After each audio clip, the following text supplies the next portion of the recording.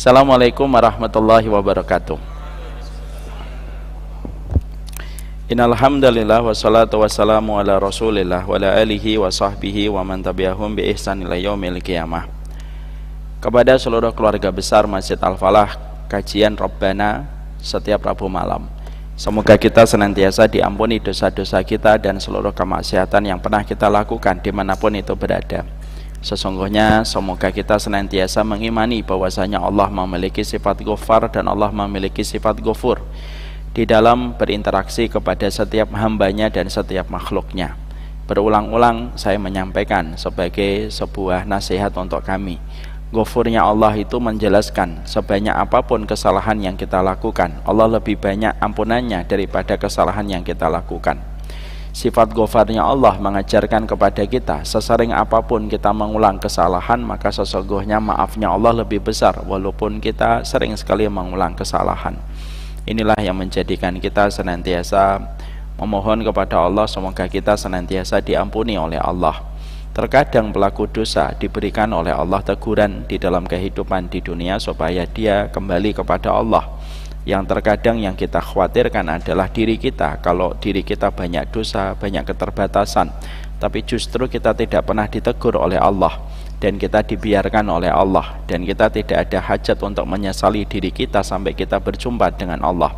Itu yang jauh lebih mengerikan, ketika kita tidak disadarkan oleh Allah dengan teguran dan kita tidak memohon ampunan kepada Allah. Maka sesungguhnya kata Hasan Al-Basri, kalau kamu adalah orang yang beriman, pasti dosamu akan ditegur oleh Allah dalam konteks kehidupan di dunia, supaya dosa itu membuat kita meneteskan air mata, supaya setiap kemaksiatan itu membuat kita bersimpuh memohon ampunan kepada Allah. Tapi kalau orang munafik itu dosanya banyak, kemaksiatannya banyak, tetapi tidak pernah ditegur oleh Allah. Dia merasa lebih baik daripada orang lain, dia merasa kemaksiatannya lebih sedikit daripada orang lain, sehingga dia tidak pernah merasakan kejahatan dan dosanya di dalam hidupnya. Dia tidak berhajat kepada istighfar karena dia senantiasa telah berkorban kepada Allah, walaupun pengorbanannya hanyalah secuil kuku, dan dia tidak ada hajat untuk memohon ampunan. Inilah yang menjadikan kita terus memohon kepada Allah. Semoga setiap dosa-dosa yang kita lakukan menjadikan kita berhajat besar kepada ampunan, dan tidak ada orang yang paling beruntung kecuali mereka yang diampuni dosa-dosanya oleh Allah. Nanti Pak, ketika masing-masing dari kita berdiri di pengadilan Allah, tidak ada yang paling kita inginkan dari Allah kecuali diampuni dosa-dosanya oleh Allah. Sebagaimana ketika seseorang dimajukan ke meja hijau persidangan, maka dia membuat pledoi, maka pengacaranya membuat pembelaan, itu intinya satu, supaya dia mendapatkan ampunan, pengurangan hukuman, ataupun mendapatkan amnesti. Kalaulah kita di pengadilan dunia saja, kita harus membuat pledoi yang bisa menyentuh hati seorang hakim, ataupun pengacara kita bersusah payah mendatangkan bukti dan alibi untuk menguatkan perbuatan kita tidaklah salah, hanya untuk mendapatkan pengurangan masa hukuman ataupun mendapatkan amnesti, maka itulah yang menjadikan nanti kita paham kenapa doa ampunan itu salah satunya dikhususkan ketika nanti kita berdiri di pengadilan Allah. Karena sesungguhnya diampuni oleh Allah itu merupakan hal terbesar pada kehidupan manusia setelah mendapatkan rahmat.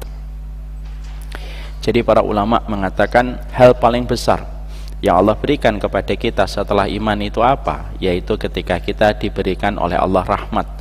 Karena rahmat itulah yang memantaskan kita masuk surga. Yang kedua apa? Diampuni dosa-dosanya oleh Allah.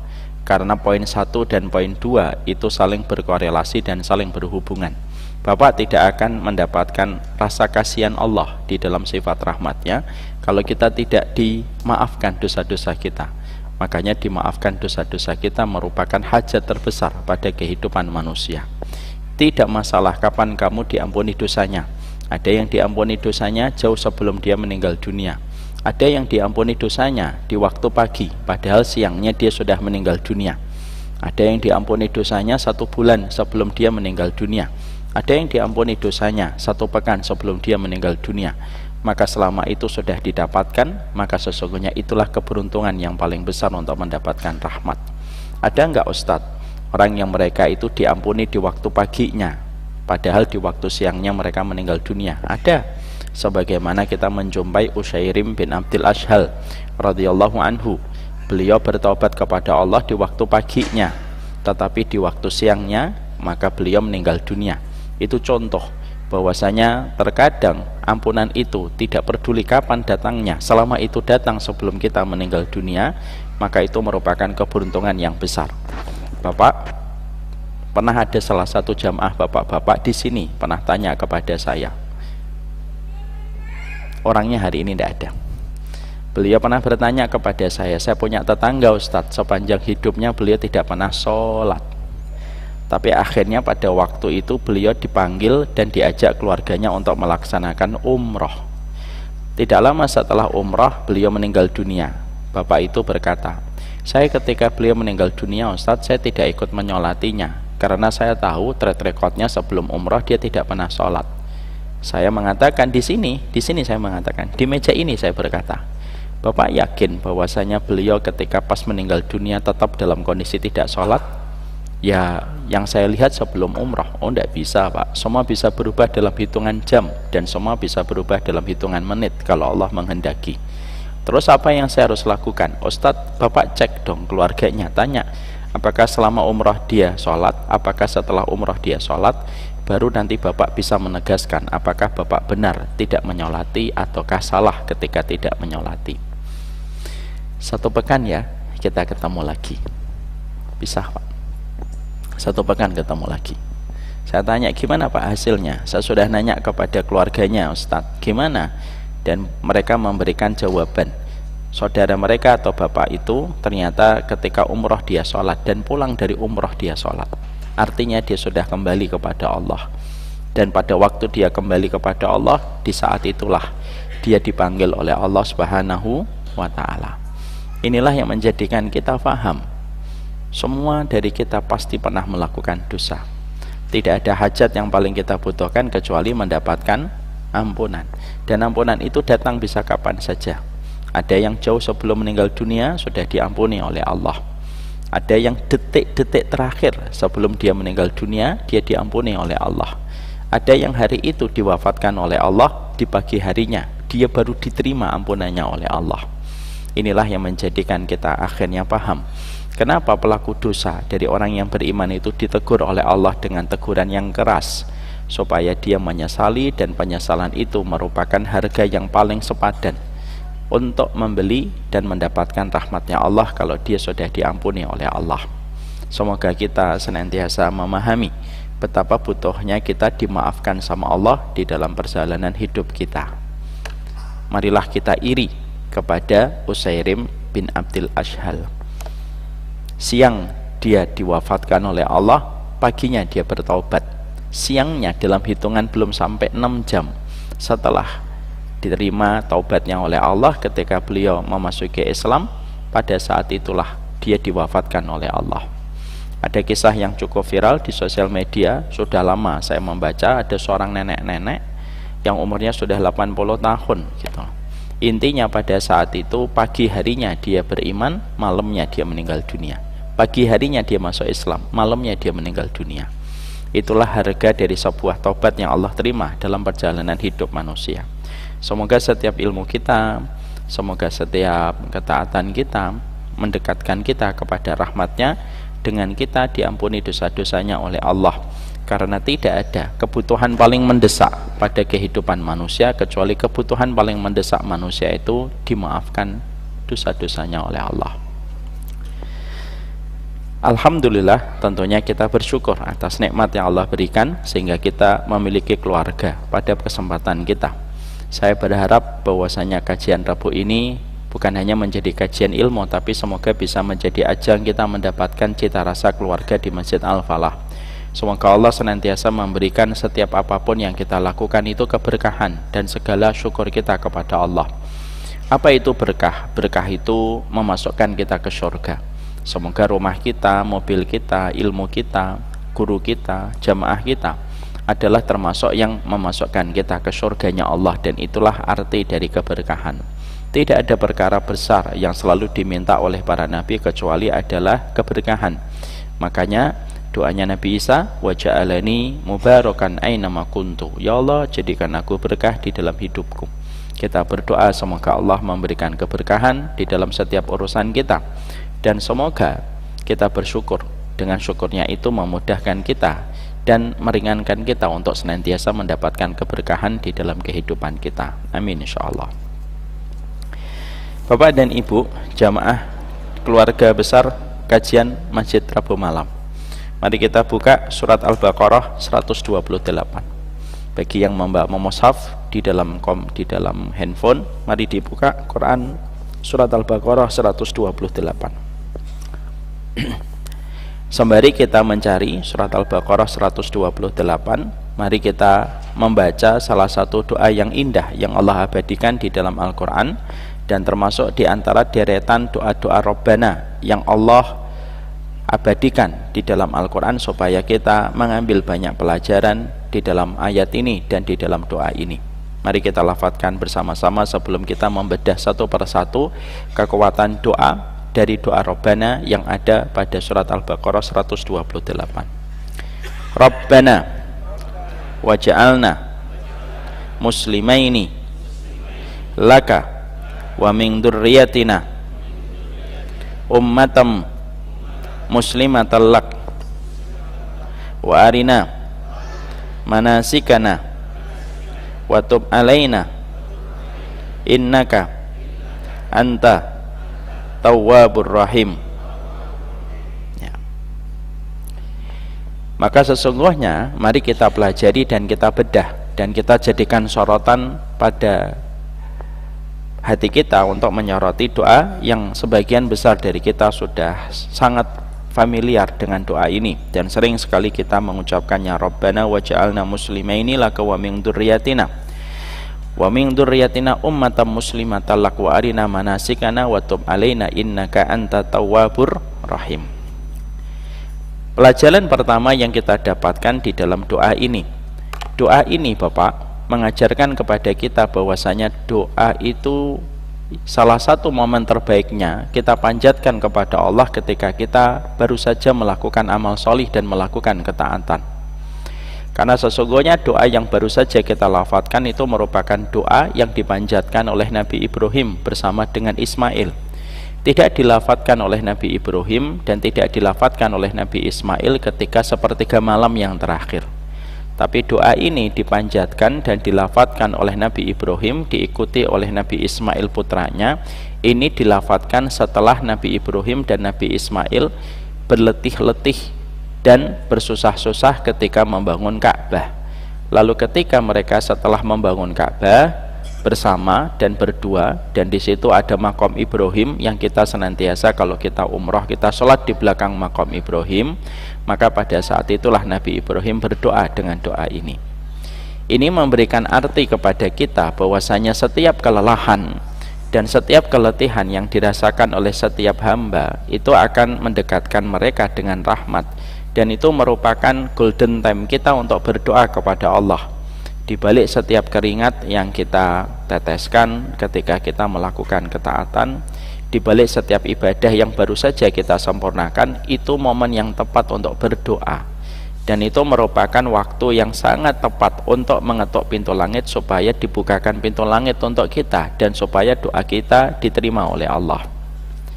Doa ini sekali lagi tidak dipanjatkan ketika pada sepertiga malam, tetapi dipanjatkan ketika baru membangun Ka'bah. Sehingga dalam konteks kehidupan kita sehari-hari, maka sesungguhnya kita ketika berdoa ada dua waktu yang menjadi pilihan kita.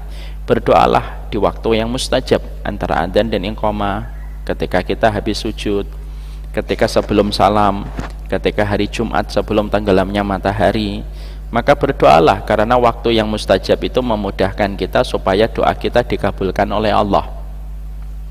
Dan jangan pernah berhenti untuk berdoa. Yang kedua, waktu yang paling baik untuk kita berdoa adalah ketika kita baru saja melakukan amal solih, lalu kita merasa bahwasanya tidak ada yang kita harapkan kecuali ridhanya Allah. Pada saat ketika hatinya Bapak, Ibu sedang betul-betul mesra dengan Allah, pada saat itulah berdoa kepada Allah, karena itu merupakan waktu yang paling mudah momennya kita untuk dikabulkan. Analoginya sederhana, kalau anak ingin meminta sesuatu kepada sang bapak pada satu permainan ataupun pada satu mainan yang dia ingin beli, karena harganya cukup mahal, biasanya sang anak akan memberikan effort untuk bisa meluluhkan hati bapaknya. Contohnya, dia akan meminta Tamiya yang harganya mungkin 200.000. Maka dia tahu harga ini di luar kebiasaan bapaknya membelikan mainan. Maka pada saat itulah dia mencoba untuk meluluhkan hati bapaknya.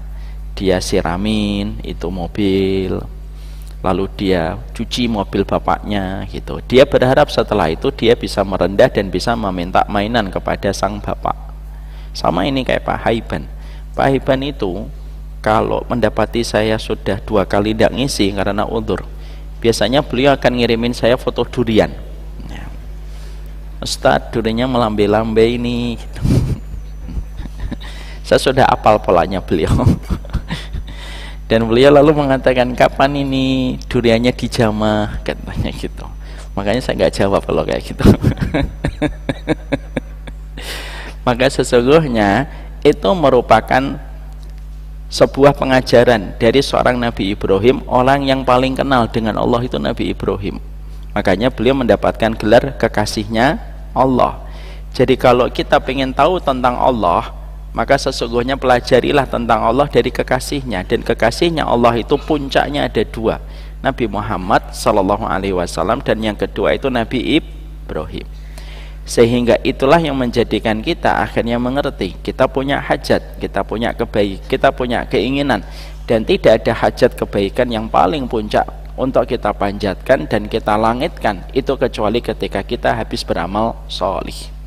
Contoh, habis taklim kajian, nanti kita taklim selesai mungkin jam 8 atau jam 8 kurang, selesai, sebelum kita pergi keluar maka kita berdoa, ya Allah, saya sudah lelah, hampir 2 jam saya nunggu di Masjid Al-Falah dan menunggu setiap ilmu yang disampaikan oleh engkau dan disampaikan nabimu yang disampaikan oleh seorang guru. Jadikanlah setiap kelelahanku, keletihanku menjadi sebab engkau mengampuni dosa-dosaku, engkau memperbaiki urusan kualitas anak-anakku dan keturunanku. Itu sah, Pak. Mintalah itu kepada Allah. Saya itu merasa bahwasanya amal saya tidaklah banyak. Amal saya sangat terbatas, sangatlah sedikit. Yang bisa saya lakukan adalah dengan ketika kita senantiasa kalau habis berdakwah, capek, lelah, maka sesungguhnya salah satu yang saya niatkan itu apa? Menjadi tawasul dari kebaikan anak-anak saya untuk dijaga oleh Allah ketika saya memaksakan diri dalam tanda petik berlelah-lelah ketika menyampaikan setiap kalimat-kalimat di dalam dakwah. Maka itulah yang diperlihatkan oleh Nabi Ibrahim bersama dengan Ismail alaihi salam. Dan itu menunjukkan kepada kita bahwasanya amal solih yang paling berat yang kita lakukan, maka itu sangat cepat sekali membuka pintu langit. Sebagian ulama menambahi lagi, terutama kepada amal-amal solih yang sifatnya sangat-sangat mengambil zona nyaman kita sebagai seorang manusia. Kalau ada satu amal solih yang mengambil zona nyaman kita dan mengambil kenyamanan kita, dan kita mengorbankan kenyamanan kita itu karena Allah, itu paling cepat doa kita dikabulkan oleh Allah. Makanya Bapak ketika berdoa ketika waktu puasa pada kondisi puasanya ringan, itu tidak sama dengan kita berdoa kepada Allah di waktu puasanya sangat terik dan sangat panas. Makanya kita berdoa di waktu bulan-bulan haji, di waktu yang sangat terik, itu tidak sama ketika kita haji pada saat ketika kita di bulan-bulan yang dingin, itu berbeda. Itu sangat berbeda di sisi Allah. Ya. Makanya ada seorang ulama salaf yang mengatakan, tidak ada perkara yang paling aku syukuri kecuali aku mampu mengalahkan keinginanku untuk makan dan minum ketika pada saat dahaga yang begitu terik matahari membakarku dan aku tetap mengosongkan perutku karena Allah. Pada saat ketika kita mengorbankan zona nyaman kita, pada saat itulah doa itu sangatlah luar biasa mustajab di sisi Allah. Makanya kita mendapati kisahnya 3 orang di dalam gua. Mari kita bedah hadis dalam riwayat Bukhari. Hadis ini bagus banget. Ada 3 orang masuk di dalam gua, lalu tertutup, dan tentunya Allah menjadikan 3 orang ini tercepit di dalam gua dengan batu yang besar karena ingin memberikan pelajaran sepanjang kehidupan manusia yang beriman. Yang pertama ngomongnya apa? Saya jatuh cinta kepada wanita dan tidak ada yang saya ingin lakukan kecuali adalah mencampuri wanita itu. Ketika saya mendapatkan celah, wanita itu memiliki hutang, lalu dia ingin mengambil hutang, dan saya memberikan hutang kepadanya dan dia tidak bisa membayar hutangnya, sehingga saya menawarkan supaya saya bisa mencampurinya. Dan ketika saya bisa untuk melakukannya, dan ketika tubuh saya sudah di atas tubuhnya, maka dia berkata, takutlah kepada Allah, dan saya tinggalkan perempuan itu karena saya takut karena Allah. Zona nyamannya itu kan zona syahwatnya, dia tinggalkan, dan saya melakukan itu ya Allah karena Engkau. Maka pada saat itu ketika orang tersebut berkata, kalau Engkau ridhoi amal yang aku lakukan itu ketika aku meninggalkan, sedangkan dorongan syahwatku begitu besar kepada perempuan itu, tapi aku tahan dorongan syahwat itu walaupun aku sempat di atas tubuhnya dalam kondisi tidak ada lagi baju, kalau ini Engkau terima, geserkanlah batu ini. Dan batu itu bergeser. Kenapa? Karena amal yang paling menuntut pengorbanan itu paling cepat menembus pintu-pintu langit. Yang kedua apa? Saya seorang anak, kebiasaan saya memberikan minum kepada orang tua saya, baru saya berikan minum kepada anak saya. Malam itu saya terlambat ketika saya terlalu asyik masuk ke dalam hutan, pulangnya terlambat, mendapati bapak dan ibuku sudah tidur. Dan kebiasaan aku adalah minum susunya kepada orang tuaku dulu, baru meminumkan itu kepada anak. Ini jadi pelajaran penting, Pak. Anak laki-laki itu tetap pintu surganya sama ibu, bukan istri. Maka pada saat itu, maka saya itu ketika mendapati orang tua saya sudah tertidur, maka saya memegang air susu itu dan saya tidak minumkan kepada anak saya, walaupun anak saya sepanjang malam tantrum ketika meminta air susu itu. Saya bertahan sepanjang malam dengan tentunya tangisan anak-anak saya, dan pastinya istrinya ngomel atau tidak ngomel, Pak? Ya pasti ngomel lah. Dan saya tidak berikan air susu itu kecuali kepada ibu dan bapak saya dulu. Kalau menurut logika kita, Pak, yang bukan wali kayak mereka, logika orang awam, apa sih susahnya ngasih susu dulu sama anak? Nanti setelah itu ngambil susu lagi kalau ibu dan bapaknya sudah bangun, ya atau tidak? Itu kan logika orang awam. Perspektifnya wali mah beda, Pak. Ini wali nih, tiga-tiga ini walinya Allah ini. Saya bertahan tidak memberikan air susu itu kepada anak-anak saya sampai anak-anak saya menangis, meraung-raung, tertidur di dalam tangisan mereka. Dan pagi harinya baru orang tua saya bangun dan saya minumkan itu pertama kali kepada ibu dan bapak saya. Barulah setelah itu saya minumkan kepada anak saya. Itu mengorbankan zona nyaman? Iya, zona nyaman. Sepanjang malam dia menunggu, Pak. Masuk logika? Tidak masuk logika, Pak. Logikanya orang sabar. Logikanya wali itu tidak sama dengan logikanya kita orang awam. Logikanya wali tidak sama dengan logika kita sebagai orang awam. Makanya kenapa kita diperintahkan sama sabar sama orang soli? Karena kalau kita pingin satu frekuensi dengan orang soli itu pilihan-pilihan hidupnya itu tidak akan sama dengan pilihan kita yang sifatnya lebih kepada arah pragmatis, Pak. Kita itu kan maunya ya nyaman sendiri ya. Makanya kenapa nerima tamu itu merupakan salah satu amalan yang langsung dijanjikan surga, karena nerima tamu itu kamu mengorbankan zona nyaman. Gimana nggak zona nyaman? Sudah di rumah enak sama keluarga, harus nerima orang, nah itu kan nggak nyaman. Tapi saat itulah kenapa menerima tamu itu termasuk pahala besar, bukan pahala kecil. Menerima tamu itu pahala besar.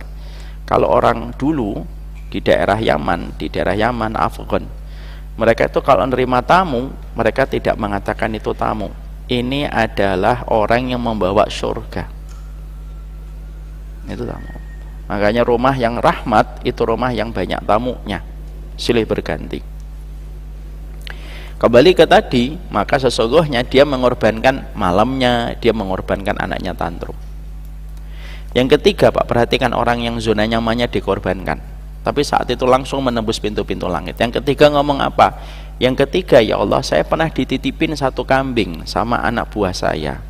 Lalu dia meninggalkan kambing itu dengan menitipkan kepada saya. Bertahun-tahun dia tidak pernah kembali. Lah kambing itu beranak pinak sampai ratusan, Pak. Ya kadang diujinya itu gitu, dititipin orang, tapi yang barang titipannya cepat ngelahirin anak, barang sendiri nggak lahir-lahir. Sampai titipan kambing itu beranak pinak sampai ratusan. Lah setelah beberapa tahun dia balik memintanya bukan ratusan, mintanya mana kambing saya titipkan kepadamu. Dia bisa menjawab enggak? Ya sudah, satu kan yang kamu titipin ini.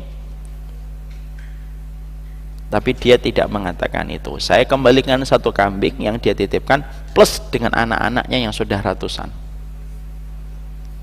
Diterima sama Allah enggak? Diterima sama Allah, Pak. Nembus pintu langit, langsung batunya bergeser semuanya dan mereka bisa keluar.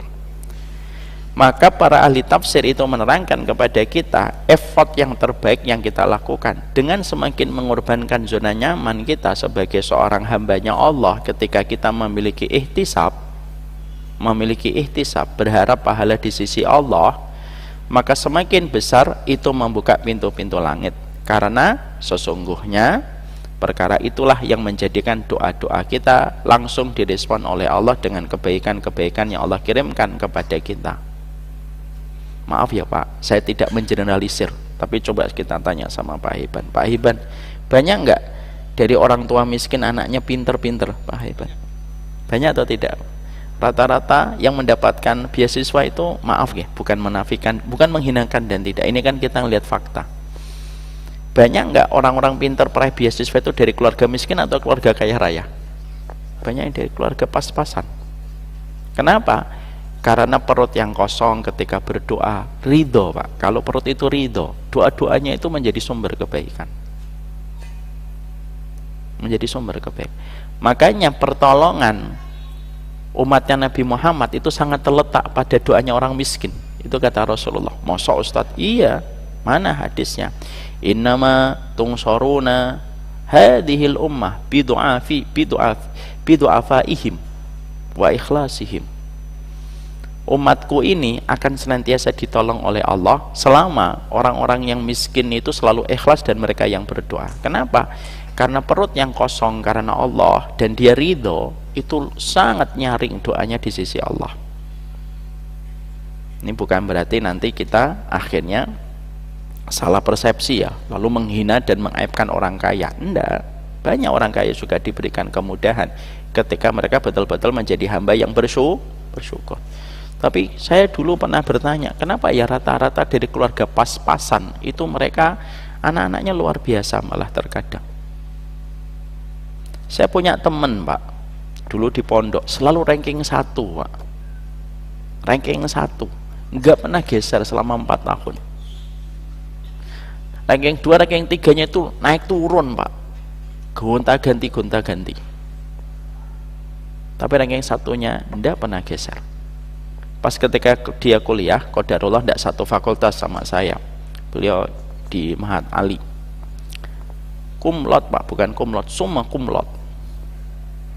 Bapak kalau ingin tahu kepintaran teman saya ini, walaupun sekarang nggak terkenal, tapi orangnya pintar sekali. Saya belum pernah menjumpai di antara deretan top 10 orang pintar menurut Umar Mita, salah satunya beliau. Karena saya punya standar top 10 orang pintar. Salah satunya beliau. Jadi kalau beliau ditanya tentang kitab, semua kitab beliau paham. Dari keluarga, Pak, pas-pasan banget. motor metik aja dia nggak ngerti, Pak. Jadi motor ketika dia pertama kali di pondok, lalu ada salah satu orang tua santri bawa motor tahun 2000-an, tahun 96, 97 saya di pondok. Masya Allah, ya sudah lama sekali, 30 tahun. Dia lihat ada motor metik gitu, hidup sendiri gitu. Kaget, Pak. Polos, dari keluarga menengah ke bawah banget, yang masih makan ketela dan jarang makan nasi. Orang tuanya apa sederhana banget, tapi anaknya jadi. Itulah yang menjadikan kita akhirnya paham, sesungguhnya di tengah keterbatasan, di tengah effort luar biasa yang diberikan oleh manusia kepada Allah, itulah yang menjadikan doanya itu lebih mustajab. Makanya doanya seorang ibu yang bersusah payah untuk anaknya tidak akan sama dengan doanya seorang ibu yang tidak bersusah payah ketika mereka menemani anak-anaknya. Beda sekali. Ya, makanya akhirnya karena begitulah kita diperlakukan oleh Allah. Sebagaimana engkau memperlakukan Allah, ya sebagaimana itulah pula kamu akan diperlakukan. Begitu. Manusia sama manusia aja begitu, Pak. Allah pun memperlakukan kita semacam itu. Makanya itulah yang menjadikan kita akhirnya mendapatkan yang pertama.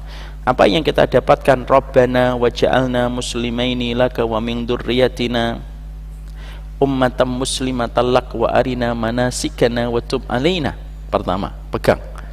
Doa ini dipanjatkan oleh Nabi Ibrahim bersama dengan Ismail, yaitu pada saat ketika mereka berkeringat habis membangun Ka'bah. Tunjukkan keringatmu, lalu berdoalah. Tunjukkanlah keringatmu karena Allah, maka doamu akan mustajab di sisi Allah. Ini yang pertama. Yang kedua yang harus kita pahami adalah bahwasanya doa ini diucapkan oleh Nabi Ibrahim bersama dengan Ismail, menunjukkan kepada kita bahwasanya karakternya seorang bapak dan ibu yang Rabbani itu pada dasarnya tergambar dan tercermin ketika dia berdoa kepada anaknya. Karena sesungguhnya doanya orang tua tentang semua urusannya itu menggambarkan tentang bagaimana dia menjadi orang tua yang Rabbani ataukah tidak Rabbani. Orang tua itu kalau di dalam bahasa tarbiyah, dalam dunia pendidikan, orang tua itu ada dua, Pak. Ada orang tua yang Rabbani, ada orang tua yang bukan Rabbani. Orang tua yang berpikirnya itu berpikir sesuai dengan Rabbnya. Ada orang tua yang bukan Rabbani. Dan Nabi Ibrahim itu memperlihatkan sikap dan karakteristik yang beliau miliki sebagai orang tua yang Rabbani. Maka tidak ada yang beliau pikirkan kecuali berkaitan tentang kebaikan Islam dan kebaikan iman.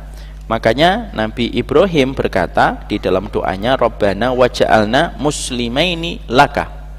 Ya Allah, jadikanlah kami sebagai dua orang muslim yang menyerahkan diri kepada Engkau. Artinya bahwasanya Nabi Ibrahim, Nabi Yakub, Nabi Ishak itu kalau mereka itu sedang mendoakan anak keturunan mereka, maka tercermin sangat kuat bahwasanya mereka itu mendoakan tentang perkara-perkara yang berkaitan tentang Allah terlebih dahulu sebelum mereka meminta urusan duniawi.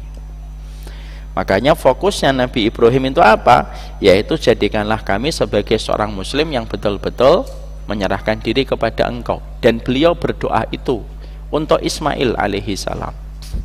Jadi akhirnya Nabi Ibrahim itu menegur kita. Apa teguran Nabi Ibrahim kepada kita? Bahwasanya secara tidak langsung Nabi Ibrahim mengatakan sama kita, punya anak itu bukan untuk supaya mereka itu nanti bekerja dan nyukupin kita di masa kita tua dan senja. Enggak.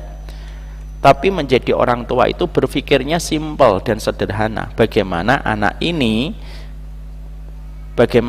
ini nanti akan menjadi seorang muslim, menjadi seorang mukmin dan bisa mendapatkan ridha dan rahmatnya Allah. Bukan untuk memenuhi kebutuhan industri. Makanya akhirnya amanah pendidikan itu ada 4. 1, Jadikan anakmu mengetahui bagaimana beriman kepada Allah dan Rasul. Yang kedua, bagaimana dia ketika menjadi anak yang berbakti. Yang ketiga, bagaimana dia menjadi seorang suami. Yang keempat, bagaimana nanti dia menjadi seorang bapak atau menjadi seorang ibu. Intinya 4 ini aja. Jadi intinya 4 ini saja. Maka itu tergambar dari doanya Nabi Ibrahim. Sehingga karakternya Nabi Ibrahim itu karakter yang jauh lebih tinggi daripada karakter duniawi. Karena kalau kita, Bapak, mendoakan anak hanya sebatas untuk urusan duniawi, maka itu menggambarkan bahwasanya kita adalah juga budaknya dunia. Makanya kita menginvestasikan yang kita miliki untuk dunia. Seorang ulama pernah ditanya, gimana caranya kami mengetahui kami ini budaknya dunia dan tidak budaknya akhirat? Karena kan Ali bin Abi Thalib mengatakan dunia itu punya anak, akhirat juga punya anak. Gimana kami mengetahui bahwasanya kami adalah anak-anak akhirat? Ulama ini menjawab, sifatnya banyak, tapi salah satu di antara sifatnya itu apa? Kalau dia berdoa, maka dia berdoa senantiasa meminta kepada Allah supaya anaknya itu diselamatkan dalam urusan akhiratnya jauh lebih dulu dan jauh lebih prioritas daripada mendoakan dia di dalam kesuksesan urusan duniawi. Nah, itu berarti menunjukkan bapak dan ibunya ini adalah hambanya akhirat dan bukan hambanya dunia. Makanya yang diminta oleh Nabi Ibrahim adalah Rabbana waj'alna muslimaini. Dia mendoakan semoga anakku itu menjadi muslim, karena itulah perkara yang paling mahal pada kehidupan pada seorang hamba. Dia betul-betul menyerahkan dirinya kepada Allah, sehingga fokus dia mendoakan itu. Dan kekuatan kita, Pak, terletak di dalam doa. Kekuatan orang tua itu terletak di dalam doa. Makanya doa Nabi Ibrahim kepada anaknya itu doa yang paling banyak. Tidak ada doa kepada anak yang paling banyak diabadikan di dalam Al-Quran kecuali doanya Nabi Ibrahim kepada anak keturunannya. Itu paling banyak diabadikannya oleh Allah, itu paling banyak. Kenapa? Nabi Ibrahim sukses menjadi seorang bapak. Makanya dipanggil oleh Nabi kita Muhammad sallallahu alaihi wasallam dengan panggilan apa?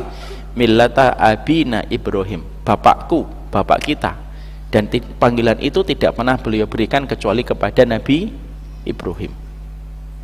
Beliau memanggil Nabi Musa tidak pernah dengan panggilan bapak. Beliau tidak pernah memanggil Nabi Isa dengan panggilan bapak. Tapi Nabi Ibrahim dipanggilnya bapak. Karena secara kurikulum yang paling sukses ketika mendidik anak Nabi Ibrahim.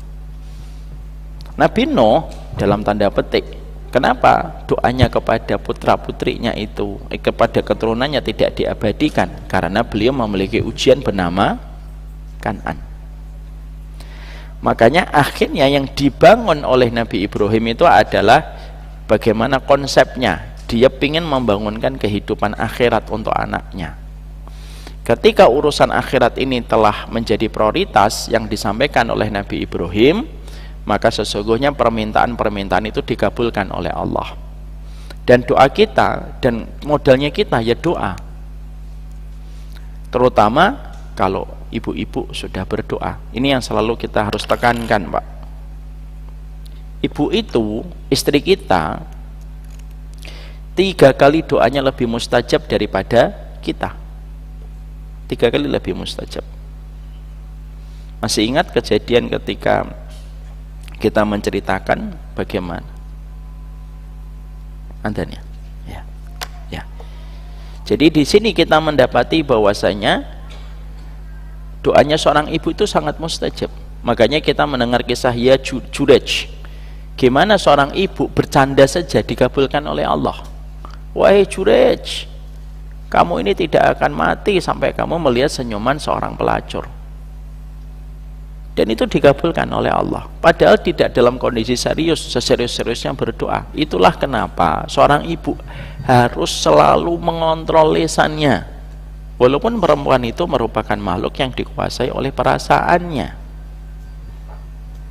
Karena apa? Ucapan seorang ibu itu lebih mustajab. Kecepatannya, akurasinya 3 kali lebih cepat daripada kita seorang bapak. Makanya kekuatan seorang ibu itu luar biasa besar. Dan itu merupakan modal terbesar dari kehidupan anak-anak kita.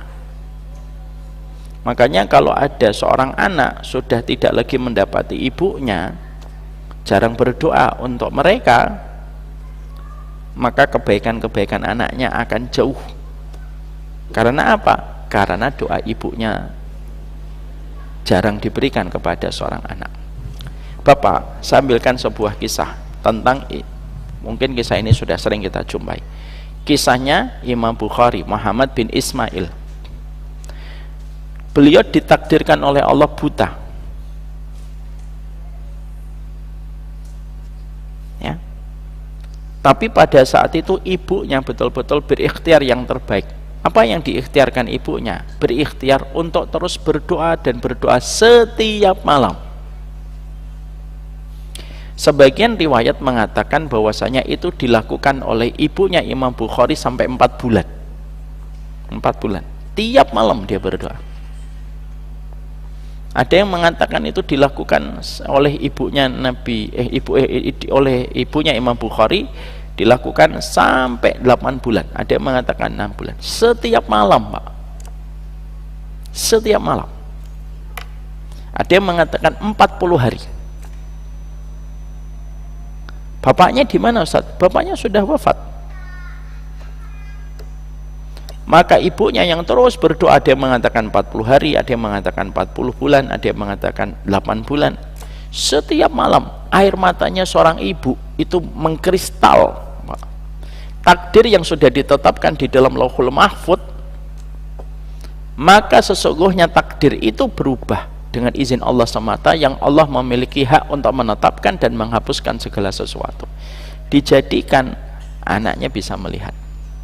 Yang menarik, untuk menjadi isyarat ketika Allah mengabulkan doanya ibunya Imam Bukhari, Allah suruh Nabi Ibrahim memberitahu langsung kepada ibunya.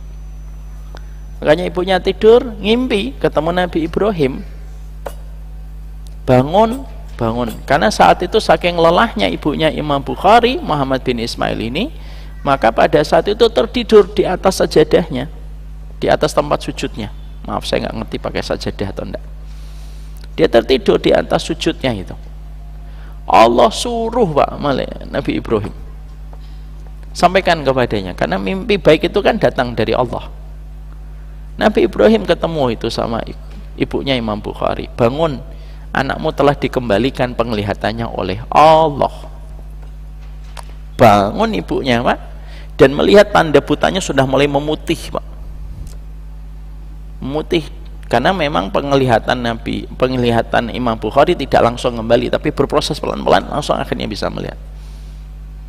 Bukan hanya itu, langsung diwakafkan sama ibunya.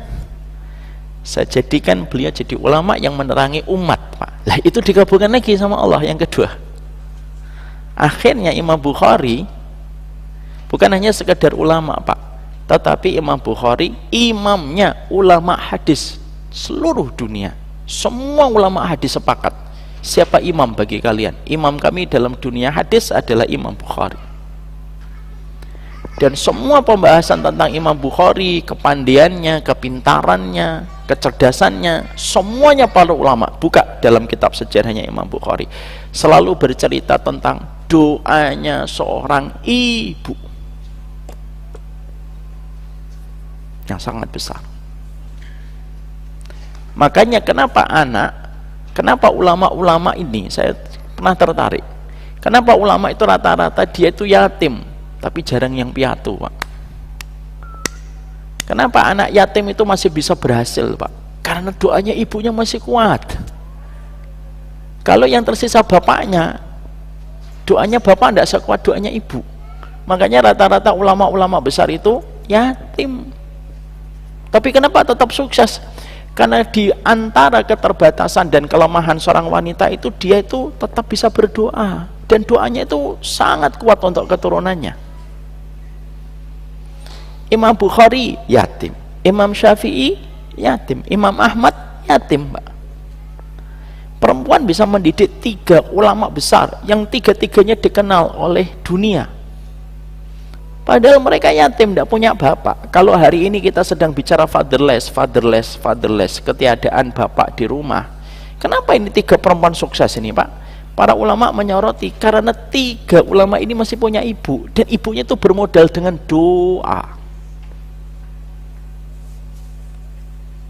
Makanya kesolehan wanita kalau dia dipandang baik, dipandang keturunannya, itu doa sebenarnya. Sangat tergantung dengan doa. Makanya sesungguhnya disinilah kita mendapati karakter orang tua Rabbani adalah mereka rajin berdoa, walaupun mungkin banyak maksiat, mungkin banyak kekurangan, tapi doa tidak boleh berhenti. Makanya kita boleh, Pak, bicara sama istri kita, ibu dari anak-anak kita, kamu boleh marah, kamu boleh kecewa sama saya, tapi kamu tidak boleh berhenti mendoakan anak-anak kita. Karena apa?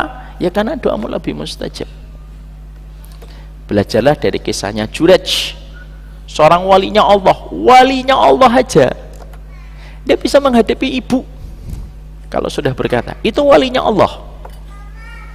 Bapak kan bisa bayangin, coba kita bedah kembali sedikit.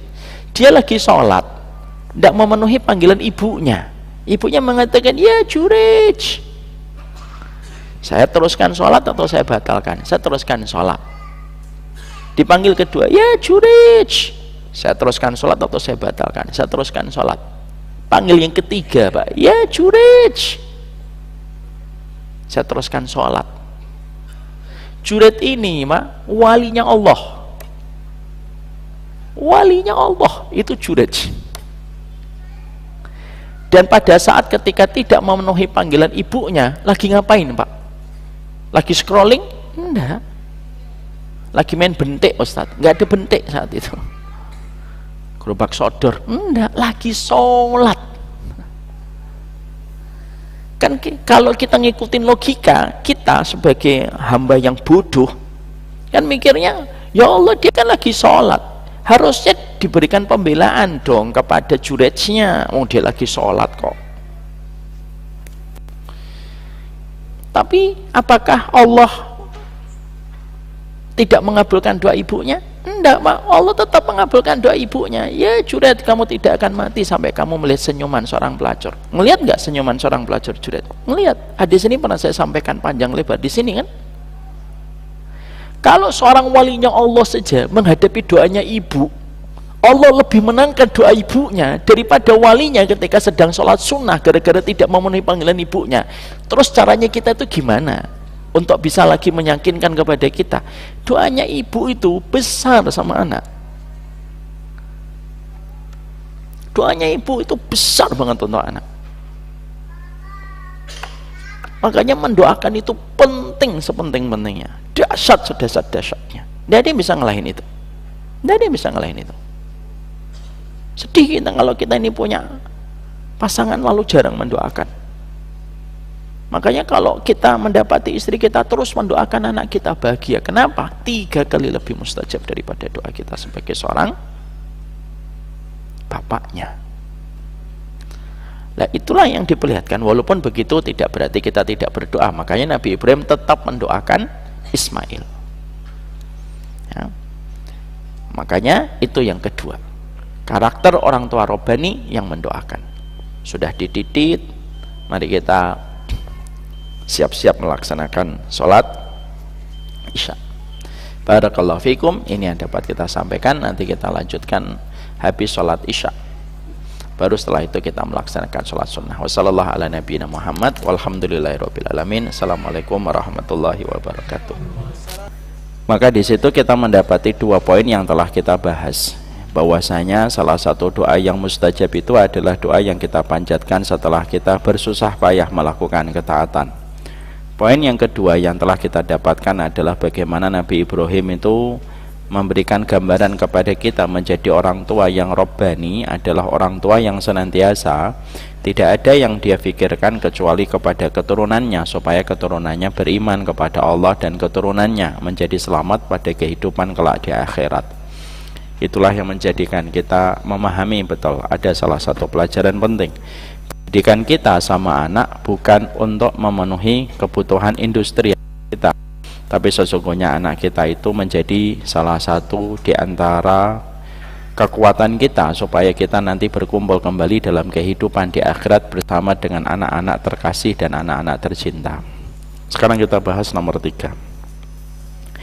Poin yang ketiga yang kita dapatkan itu adalah kenapa Nabi Ibrahim berdoa supaya dijadikan sebagai seorang muslim.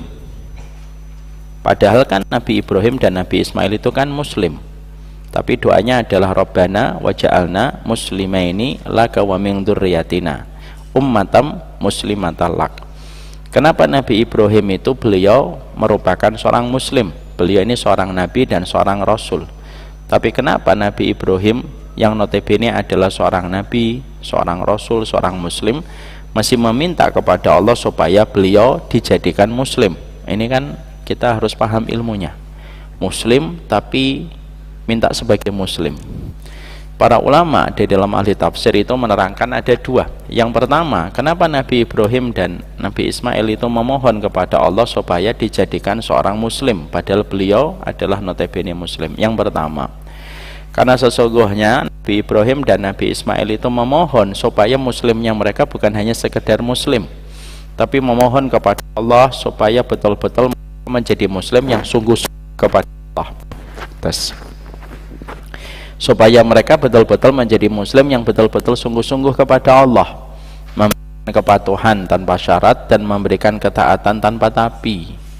Karena banyak orang yang mereka muslim tetapi mereka tidak memberikan ketaatan dan kepatuhan tanpa syarat kepada Allah. Dalam bahasa kita hari ini adalah sekedar muslim KTP. Makanya ketika Nabi Ibrahim berdoa, ya Allah jadikanlah kami muslim supaya kami betul-betul taat kepada setiap syariatmu, patuh kepada setiap hukum yang telah engkau tetapkan di dalam kehidupan kami. Sehingga itulah yang menjadikan Nabi Ibrahim betul-betul ingin sebagai seorang muslim yang benar di hadapan Allah. Kita tentunya harus paham, Pak, muslim itu identik dengan kepatuhan dan identik dengan ketaatan. Muslim tanpa kepatuhan itu sebagaimana butiran putih tanpa rasa manisnya. Bapak, Ibu menemukan butiran putih di atas meja. Kapan kita akan mengatakan butiran putih itu gula? Kalau butiran putih itu terasa manis, kita cicipin. Manis, nah ini gula. Kapan kita mendapati ada butiran putih di atas meja dan kita mengatakan itu bukan gula? Kalau kita cicipin ternyata tidak ada rasa manisnya, maka itu bukan gula. Kenapa kita bisa sepakat semacam itu? Dari timur ke barat seluruh Indonesia pasti begitu. Kalau ada manisnya berarti gula, kalau tidak ada rasa manisnya berarti bukan gula. Karena gula itu terletak kepada rasa manisnya. Muslim itu terletak kepada kepatuhannya dan kepada ketaatannya. Maka yang diminta oleh Nabi Ibrahim itu apa? Kepatuhan dan ketaatan. Makanya Masya Allah, seluruh perintah demi perintah yang Allah berikan kepada Nabi Ibrahim, walaupun tidak masuk logika manusia, semua ujian-ujian itu diselesaikan oleh Nabi Ibrahim dengan sukses. Dan Nabi Ibrahim itu kumlot, Pak, summa kumlot dalam setiap ujian yang Allah berikan kepada Nabi Ibrahim. Wa idibtala Ibrahimu rabbahu kalimatin fa'atammahunna. Ketika Allah menguji Ibrahim, maka Nabi Ibrahim itu menyelesaikan satu persatu ujian yang Allah berikan kepada Nabi Ibrahim. Karena Nabi Ibrahim itu memberikan kepatuhan dan ketaatan tanpa syarat. Dan itu juga kita dapatkan pada kehidupan karakternya seorang Ismail. Mari kita perhatikan dialog yang disampaikan di dalam kitab Al-Bidayah wan Nihayah. Ketika perintah untuk menyembelih Ismail, perintah itu kan betul-betul berat, itu ujian berat sekali. Ketika perintah itu disempurnakan oleh Nabi Ibrahim, walaupun setan itu turun, saat itu iblis turun dari singgasananya lalu menggoda Hajar supaya menggagalkan perintah itu, dia tidak berhasil. Menggoda Ibrahim tidak berhasil sampai dilempari dengan kerikil yang menjadi simbol kita melakukan pelemparan jumrah. Mendatangi Ismail tidak berhasil.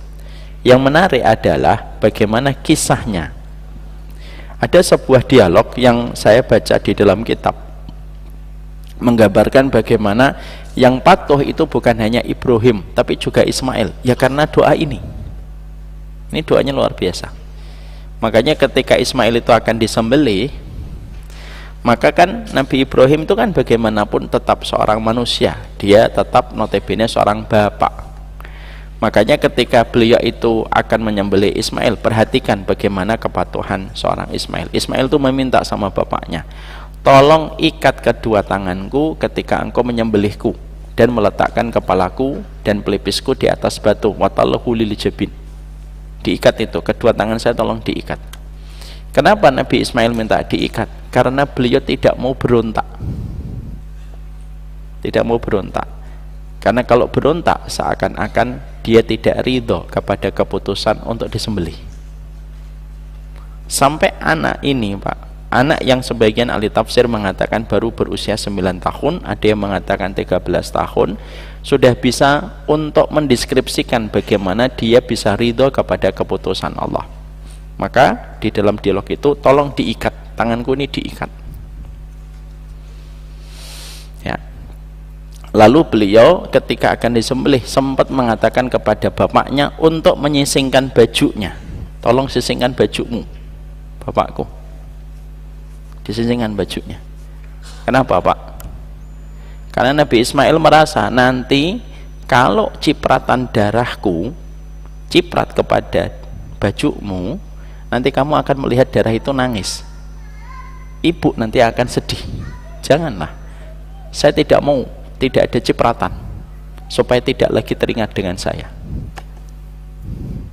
Jangan ada cipratan, tolong sisingkan bajunya. Nabi Ibrahim itu dalam riwayat Imam Ibnu Katsir menyisingkan bajunya. Dan pada saat itu beliau memohon kepada bapaknya untuk betul-betul jangan pernah ragu dan menghentikan laju dari goloknya ketika menebas, supaya dia betul-betul sekali tebas itu langsung meninggal dunia. Dialog-dialog itu diabadikan oleh Imam Ibnu Katsir di dalam kitab Al-Bidayah wa Nihayah untuk menunjukkan kepada kita doanya bapaknya ini nembus kepada jiwa anaknya. Anaknya itu patuhnya luar biasa kepada syariat. Jadi anaknya Nabi Ibrahim itu patuh betul kepada syariat. Makanya ketika bapaknya nyuruh ganti palang pintu, ya diganti palang pintu, Mak. Nggak ragu dia untuk mengganti palang pintunya. Walaupun kita tidak boleh menyamakan. Kalau menyamakan ini ada banyak perspektif dalam dunia fikih. Kenapa Nabi Ibrahim sedemikian patuhnya? Karena salah satunya fokusnya doanya Nabi Ibrahim itu apa? Rabbana waj'alna muslimaini laka wa min dzurriyyatina. Sudah muslim tapi kok minta muslim? Karena sifat kemusliman yang diminta Nabi Ibrahim itu apa? Patuh terhadap setiap syariat. Jadi tidak ragu-ragu sama syariat. Dan ini kan paling berat. Kalau ngomong paling gampang, asam wa ta'ah, ngomong.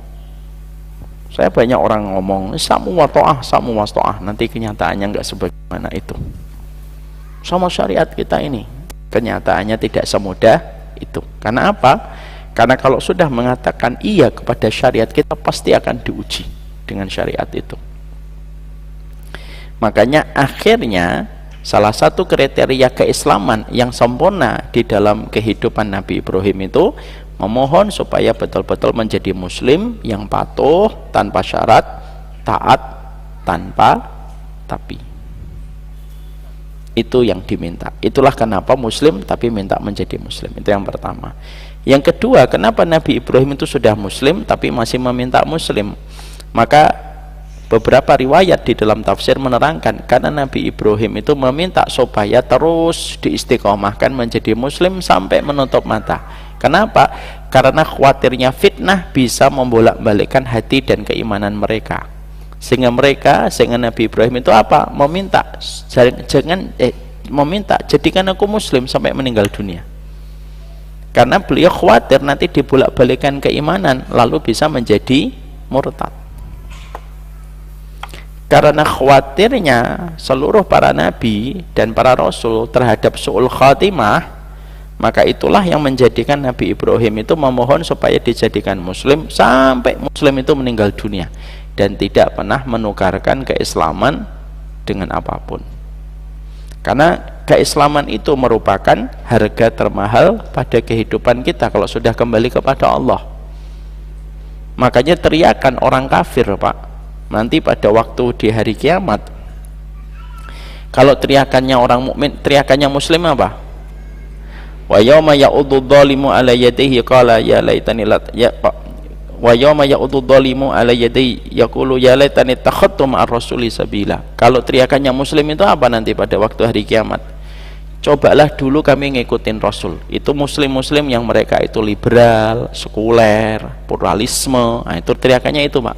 Cobalah kami dulu ngikutin Rasul. Karena apa? Karena mereka tahu liberalisme, sekulerisme tidak ada yang membela mereka. Karena yang membela mereka itu cuma Rasul. Jangan mati-matian dengan satu pemikiran yang pemikiran itu tidak berwujud. Jangan mati-matian sama pemikiran yang pemikiran itu tidak berwujud dan tidak bisa membela-mu. Tapi mati-matianlah kepada seseorang yang seseorang tes. Ya, tes. Pakai itu aja.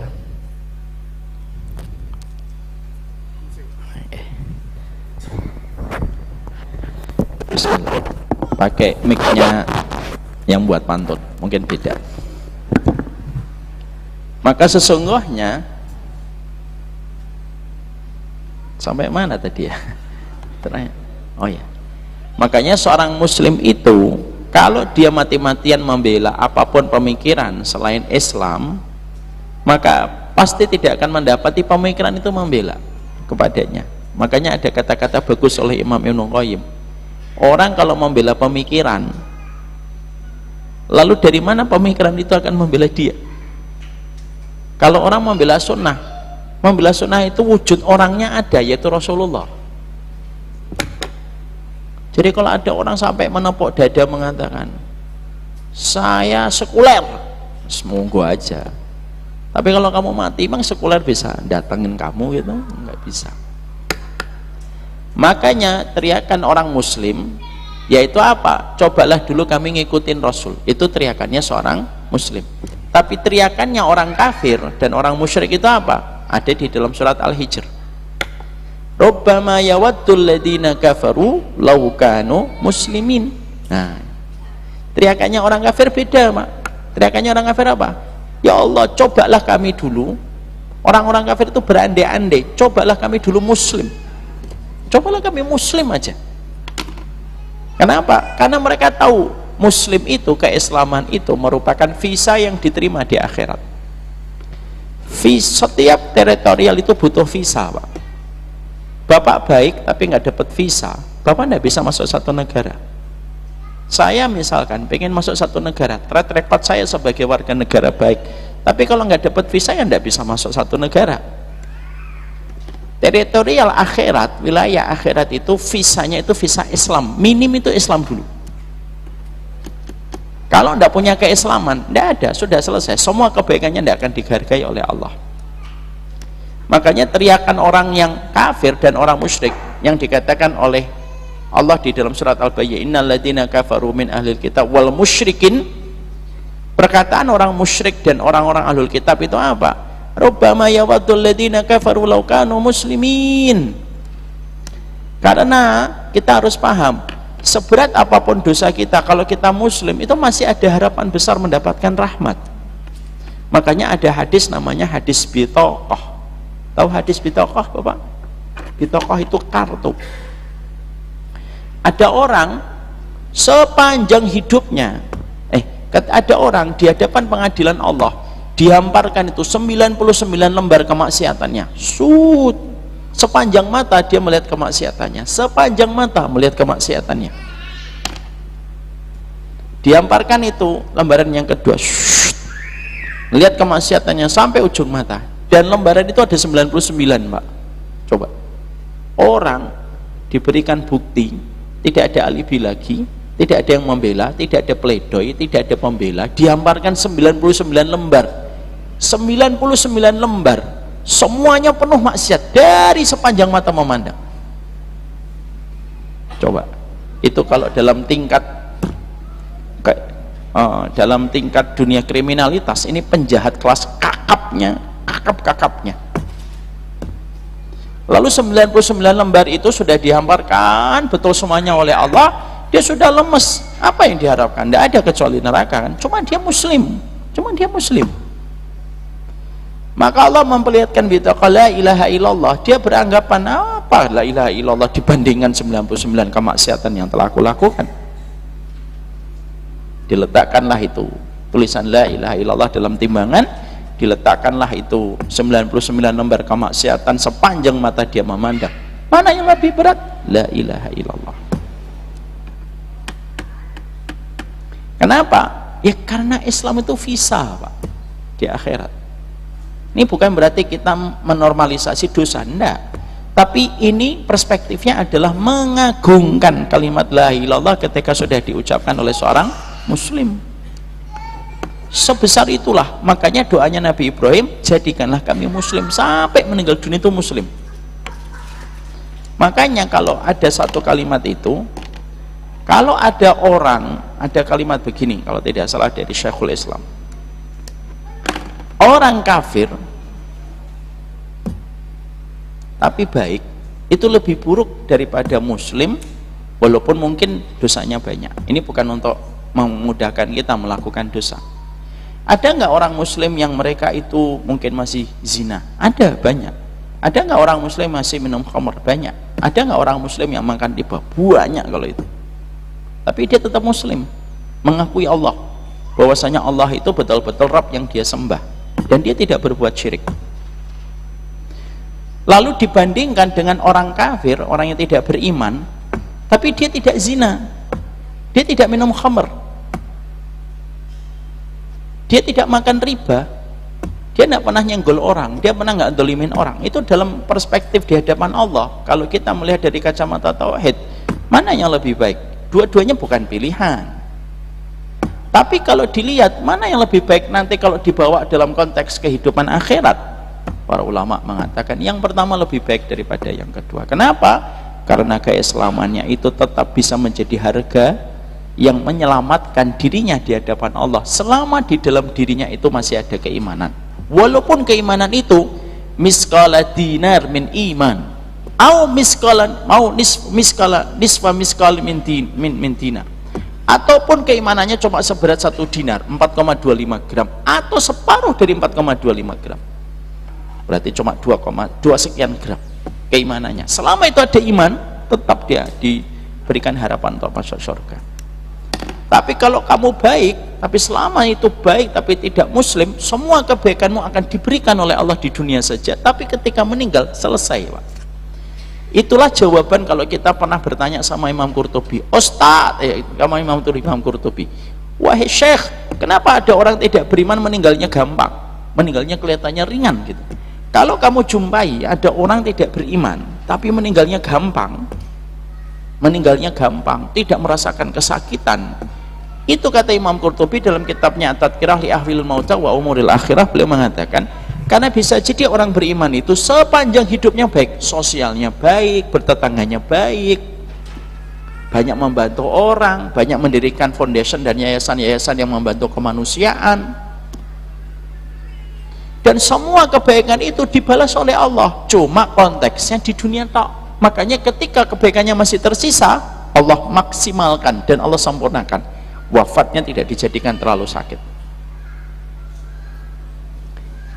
Ya. Setelah selesai Pak. Makanya para sahabat pernah nanya kepada sosok seorang yang bernama Abdullah bin Jud'an. Abdullah bin Jud'an itu sama dengan sosoknya Abu Thalib, orangnya baik. Apa sifat yang dimiliki Abdullah bin Jud'an? Saya pernah ngomong di sini. Sosoknya Abdullah bin Jud'an itu yasilur rahim, suka nyambung tali silaturahmi, yafukul ani, suka membantu orang yang tertolong, suka membantu orang yang kesulitan, yukrid dhaif, suka membantu, suka memuliakan tamu. Tapi dia cuma satu, syirik. Dia nggak mau beriman kepada apa yang didakwahkan oleh Rasulullah. Ketika meninggal dunia, tanya kepada Nabi Muhammad, Ibunda Aisyah, karena para sahabat nggak berani nanya, mereka nitip sama Ibunda Aisyah, gimana itu kedudukan Abdullah bin Jud'an? Jawaban Nabi sederhana, benar di dalam neraka. Jadi keislaman itu harga, Pak. Paling minim itu keislaman. Makanya setiap muslim seberat apapun dosanya, masih ada hadis bitokoh yang membuat hati kita bergembira. Makanya kenapa Nabi Ibrahim mengatakan Rabbana waj'alna muslimaini laka? Beliau wanti-wanti supaya beliau keturunannya itu semuanya muslim. Makanya akhirnya jalur keturunan yang paling bersih itu jalur keturunannya Nabi Ibrahim. Semuanya itu hampir menjadi Nabi. Puncaknya itu siapa? Puncaknya itu adalah Rasulullah Muhammad itu menjadi seorang Rasul. Maka disitulah kita mendapati kenapa kita mendapati Rabbana waj'alna muslimaini laka wa min dzurriyyatina. Maka itu yang disampaikan oleh para ulama. Lalu diterangkan di sini wa min dzurriyyatina ummatan muslimatan lak. Artinya seorang Nabi Ibrahim yang ketiga itu, yang keempat itu apa? Nabi Ibrahim itu punya misi jauh. Beliau membangun peradaban dari keluarganya. Makanya beliau mengatakan, bukan mengatakan hanya untuk dirinya secara personal dan keturunan yang dia lihat. Tidak, dia jauh ke depan. Karena apa? Karena para nabi itu memiliki visi jauh di dalam peradaban. Dan itu persis sebagaimana Nabi Muhammad ketika beliau ditolak di Taif, lalu ditawarkan untuk disiksa dan diadab penduduk Taif. Apa jawaban Nabi Muhammad? Jangan nanti ada di antara keturunannya yang beriman kepada apa yang aku dakwakan. Dan ternyata betul. Artinya bahwasanya Nabi Ibrahim itu bukan hanya fokus kepada keturunan yang dia lihat, tapi keturunan jauh yang sebelum dia tidak akan melihatnya.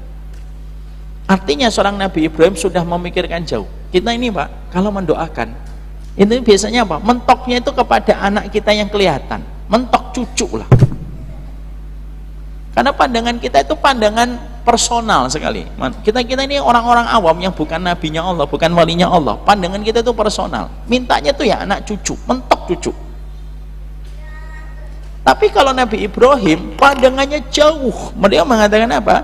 Ummatan muslimatan lak wa min dzurriyyatina ummatan muslimatan lak. Artinya visinya Nabi Ibrahim itu jauh sampai seluruh keturunannya itu menjadi seorang muslim yang betul-betul patuh kepada Allah Subhanahu wa taala.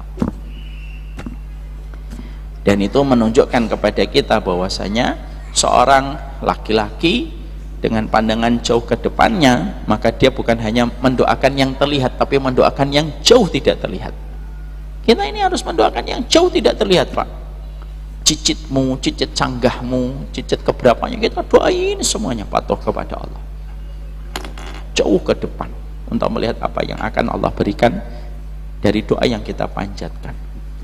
Jadi Nabi Ibrahim tidak hanya mendoakan Ismail, tapi jauh sampai akhirnya beliau mendapati Nabi Muhammad pun menjadi seorang nabi yang betul-betul patuh kepada Allah. Wa arina manasikana. Terus dari Nabi Ibrahim apa? Yang berikutnya, yang kelima poinnya. Wa arina manasikana. Dan tunjukkanlah tempat ibadah haji kami. Artinya bahwasanya kebutuhan kepada ilmu yang benar itu penting. Makanya Nabi Ibrahim tidak mau menggunakan prasangka. Makanya beliau mengatakan wa arina manasikana. Tunjukkanlah tempat ibadah haji kami itu ditunjukkan ya Allah dengan seluruh petunjuk yang Engkau berikan, supaya nanti ibadah yang kami lakukan itu tidak berdasarkan kepada prasangka, tidak berdasarkan kepada kebodohan, tapi betul-betul berdasarkan kepada setiap ilmu yang telah Engkau berikan kepada kami dan kami ajarkan kepada anak cucu kami. Nah, ditunjukkanlah itu miqatnya di mana, nanti makom Ibrahimnya di mana, semuanya ditunjukkan oleh Allah, diajarkan oleh Allah kepada Nabi Ibrahim. Dan itu mengajarkan kepada kita ibadah itu tidak hanya butuh yang baik, tapi ibadah butuh yang benar. Loh, sampai Nabi Ibrahim itu tidak mau salah ibadah, karena ibadah cenderung kalau tidak dilakukan dengan ilmu cenderung bisa salah di dalam beribadah.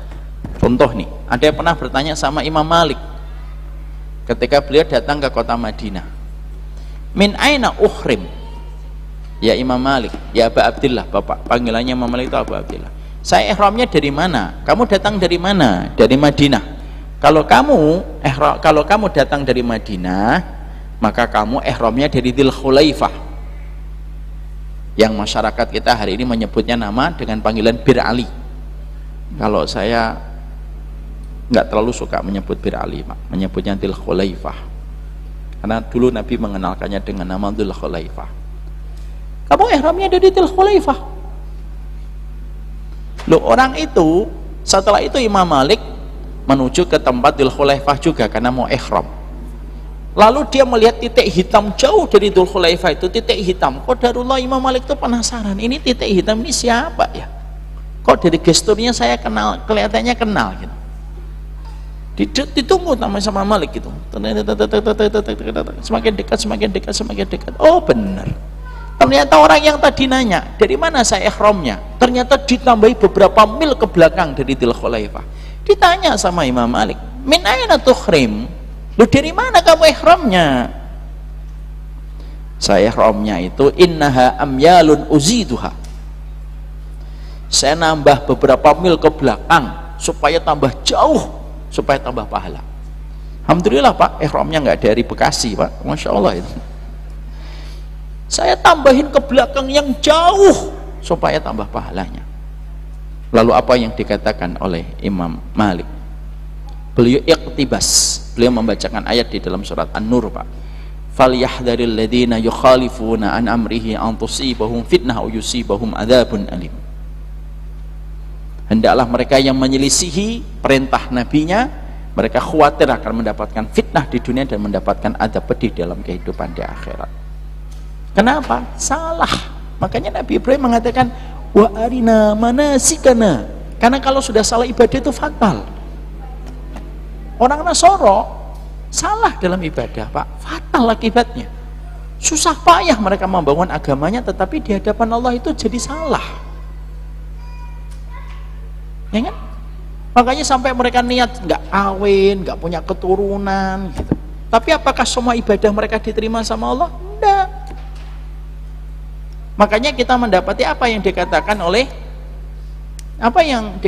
Allah, amilatun nasibah tasla naran hamiyah. Berapa banyak orang beramal kepayahan dan keletihan tapi mendapatkan neraka yang menyala-nyala. Dan ini ditujukan kepada siapapun orang yang beribadahnya salah. Yahudi salah dalam ibadah, Nasara salah dalam beribadah. Makanya yang diminta oleh Nabi Ibrahim itu apa? Tunjukkanlah ilmu kepada kami. Makanya apa kata Abdullah bin Mas'ud? Fakam min muridil khair la yusibuh. Kata Imam Abdullah bin Mas'ud, berapa banyak orang ingin dapat yang baik, berapa banyak orang menginginkan kebaikan tapi tidak nyampe pada kebaikan itu. Kenapa? Tidak mengikuti aturan yang ditetapkan oleh Allah. Makanya Nabi Ibrahim mintanya itu clear, dia tidak mau menduga-duga. Wa arina manasikana, tunjukkan mana tempat ibadah kami dalam haji itu mana ya Allah. Di sini tanah haramnya, dijelaskan semuanya oleh Allah. Ini tanah haramnya, ini nanti jadi makam Ibrahim kamu, ini nanti tempat miqatnya. Allah yang nerangkan semuanya, dan itu menjadi panduan kita dalam beribadah. Makanya Nabi Muhammad wanti-wanti dari ayat ini. Sebagian ahli tafsir itu mengatakan dari ayat inilah yang menjadi alasan Nabi mengatakan apa? Khudhu anni manasikakum. Kalau kalian haji dan umrah, ambillah cara itu dari diriku, jangan cara yang lain. Ini bukan berarti kita nanti tidak menghormati perbedaan para ulama. Tetap ada perbedaan para ulama yang harus kita sikapi dengan lapang hati dan lapang dada. Tapi di sini menunjukkan kepada kita bahwasanya zaman fitnah itu zaman ketika akhirnya orang sudah tidak peduli tentang aturan yang baku dan benar sesuai dengan ketentuan yang orisinil dari para nabi dan para rasul. Makanya ada orang di dalam menyikapi bid'ah itu ada dua titik ekstrim, kata para ulama. Yang pertama, ada orang yang anti mendengar kata bid'ah. Udah ini kalau ada kata bid'ah, wah udah nih, pasti Wahabi. Padahal kata bid'ah itu termasuk salah satu di antara boundaries, batasan-batasan yang ada di dalam kehidupan syariat Allah. Ada yang benar, ada yang tidak dilakukan oleh Nabi. Ada yang kedua Pak, ada orang yang mereka itu dikit-dikit gampang membid'ahkan. Ini dua-duanya ekstrim. Dikit-dikit bid'ah, dikit-dikit bid'ah. Padahal konteks khilaf para ulama ketika dijelaskan ini ada khilafnya di antara para ulama. Oh, enggak bisa. Ini bid'ah. Ini bid'ah. Bahkan dijelaskan perkara-perkara dikit, enggak ini bid'ah. ditambahin riwayat dikit, padahal ada beberapa ulama yang mengatakan oh ini bid'ah. Nah, akhirnya apa? Begitu mudah untuk memisahkan Nabi dari Nabi Muhammad SAW. Ini dua-duanya tidak betul, Pak. Yang satu menjadi apa? Qismut tabdi', yang satu qismut dhalalah. Dua-duanya tidak baik. Yang paling susah di tengah-tengah. Yang paling gampang ekstrim kanan kiri, yang paling gampang. Selalu jalan di tengah itu susah. Menghargai perbedaan-perbedaan yang ada di antara para ulama itu susah. Contoh, Pak, saya ini termasuk yang pernah kayak gitu. Tidak usah ambil orang lah, saya aja. Saya dulu kalau ditanya, udah lama lah, 15 tahun yang lalu atau 20 tahun yang lalu, kalau masih ada rekamannya di YouTube mungkin masih ada ya. Saya pernah ditanya, masalah kecil aja, Ustadz, kalau makan baca apa? Bismillah. Boleh nggak Bismillahirrahmanirrahim? Enggak. Itu ditambah-tambahin. Cukup dengan Bismillah. Kenapa? Karena Rasulullah dalam hadis Amr bin Abi mengatakan, ya gulam, samillah. Wahai gulam, kalau makan ucapkanlah Bismillah. Samillah itu Bismillah. Konteksnya sudah Bismillah, nggak usah ditambah-tambah. Setelah itu, Pak, saya baca lagi. Loh, saya nemu, Pak, disampaikan Syekh Utsaimin di dalam kitabnya itu, penjelasan dari Riyadhus Shalihin. Beliau mengatakan, kalau kamu mengucapkan Bismillah boleh, kalau kamu mengucapkan Bismillahirrahmanirrahim itu lebih sempurna. Artinya bahwasanya kadang-kadang ada orang itu dikit-dikit gampang membid'ahkan, tidak mau membaca dalil dulu, sehingga mereka baru dapat langsung mereka mengungkapkan tanpa mereka membaca kitab lebih panjang. Ada yang kedua, anti dengan kalimat bid'ah, bahkan khutbah hajah pun nanti diartikan dengan kalimat yang salah.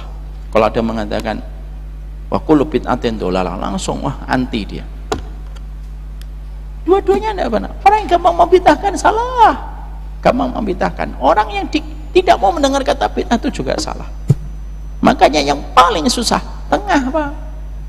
Yang paling tengah itu susah.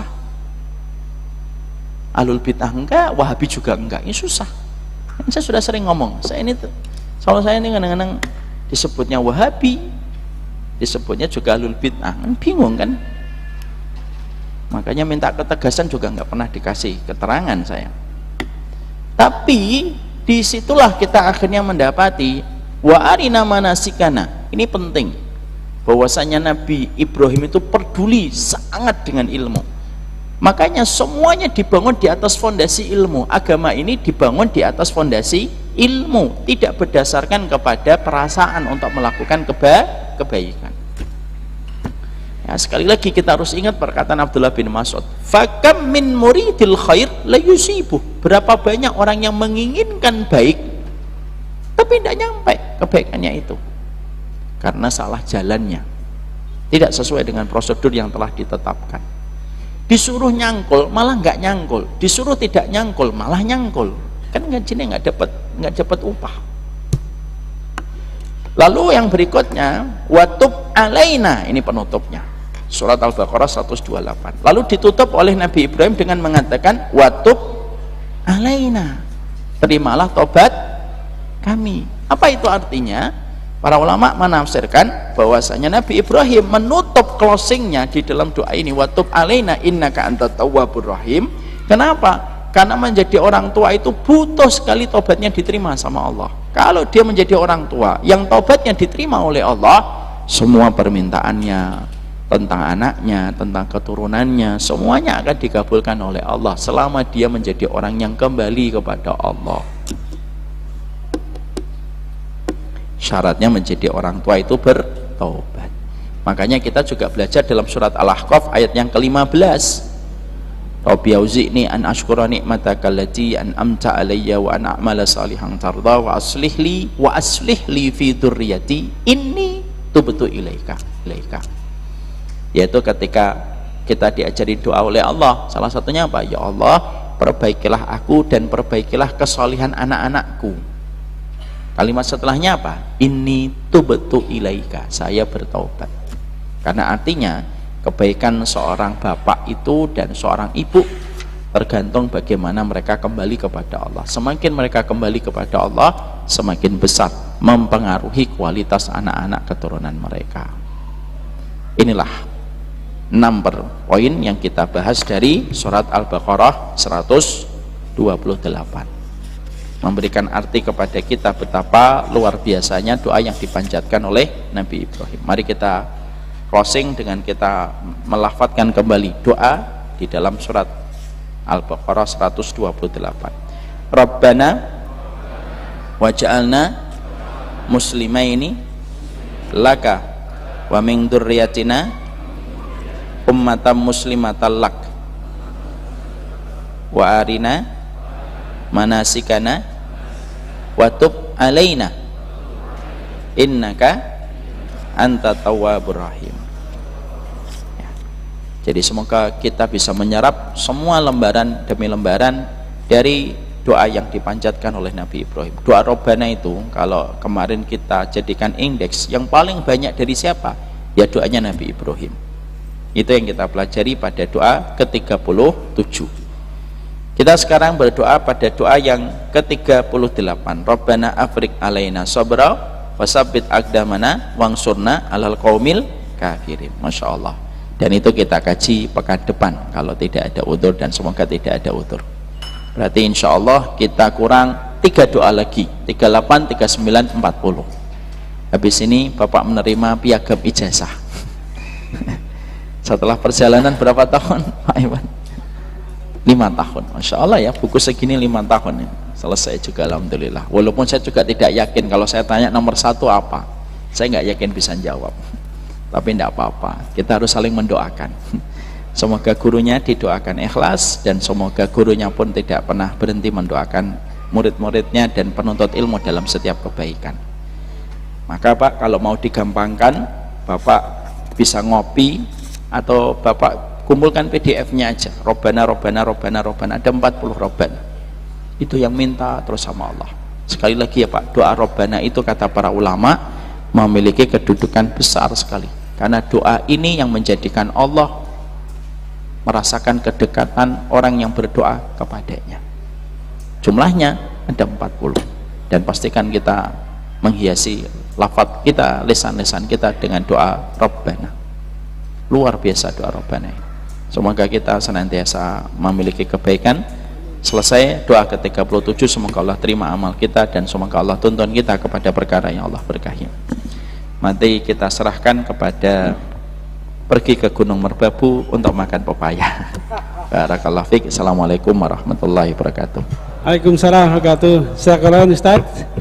Mudah-mudahan kita bisa sampai doa yang ke-40. Insya Allah nanti kalau sudah 40 dapat ijazah, dan kita akan syukuran bersama-sama. Amin. Seroto ya? Boleh. Atau rujak? Malam-malam rujak kurang sehat. Makan pepaya? Makan pepaya. Duren? Duren. Kambing, kambing. Boleh kambing. Tolong Pak, nitip apa saya sampaikan Pak. Beliau biasanya nggak mau nolak saya. Baik jemaah yang kami hormati, jalan-jalan ke Kota Malang berbekal kopi dan juga roti. Kalau habis kajian jangan lupa segera pulang, karena di rumah sudah ada yang menanti. Cie. Insyaallah. Padahal beliau pulangnya telat. Ya, karena saya pulang sebelum Ustadz pulang, saya belum boleh pulang. Insyaallah. Menjaga guru sampai dengan halaman masjid. Insyaallah. Saya kira sampai rumah. Pergi berkemah membakar ubi. Para jamaah, I love you bertubi-tubi. Beli rumah di Cilandak, I love you meledak-ledak. Dapat dari mana ini? Inilah yang menjadikan kita berdoa watub alaina innaka antat tawwabur rahim. Minum jamu sebelum sarapan sampai bertemu pekan depan. Kalau ada sumur di ladang boleh kita menumpang mandi. Kalau pantun saya kurang panjang, pekan depan disambung lagi. Kita tutup dengan lafaz alhamdulillah.